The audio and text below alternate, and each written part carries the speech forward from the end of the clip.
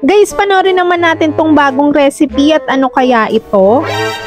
Mukhang malamig-lamig pa. Kuhol.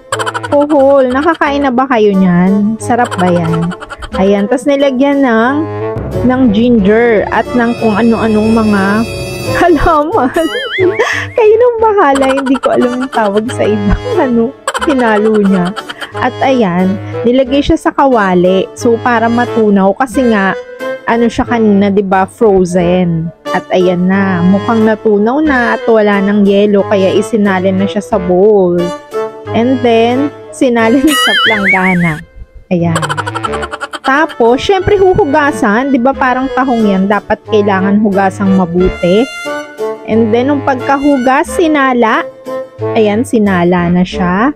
At nung pagkasala, ay nilagay ulit siya sa planggana. At ano bang gagawin ulit? Sasalain ba ulit? Hindi. Nilagay siya sa plastic. So, bakit kaya siya nilagay sa plastic? Ayan. So, dapat matindi yung pagkakabuhol ng plastic para hindi mabuksan. Nilagay siya ulit sa kawali, tinusok-tusok, tapos binuksan ulit. So, bakit pa siya nilagay sa plastic kung tatanggalin lang siya naman doon? At sinalin ulit siya sa mga bowl. O, yan. Tapos, nilagay ulit sa kawali. Ayan, inikot-ikot. Tapos, binuhusan. Binuhos lahat ng kuhol at nilagyan ng, ano ba yung mga pinaglalagay? Yun ang bahala. Sugar, I think ginger. Ginger. Hindi, pepper.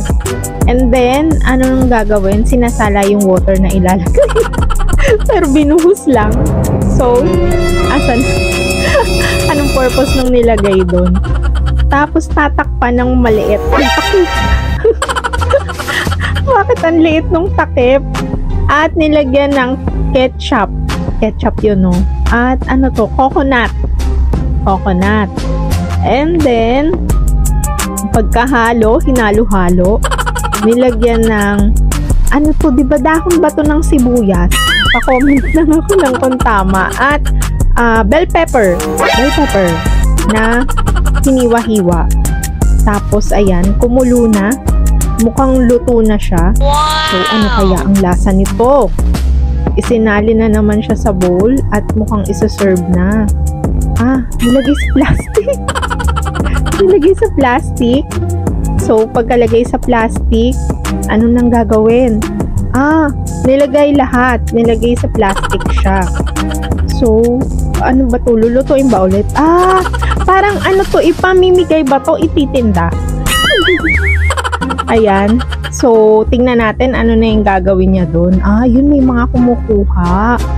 Ayan, kinukuha na nila yung mga kuhol. So, tinitinda kaya ito ni ate or pinamimigay niya pa free taste? Ano kaya ang lasa sa palagay ninyo? Ayan.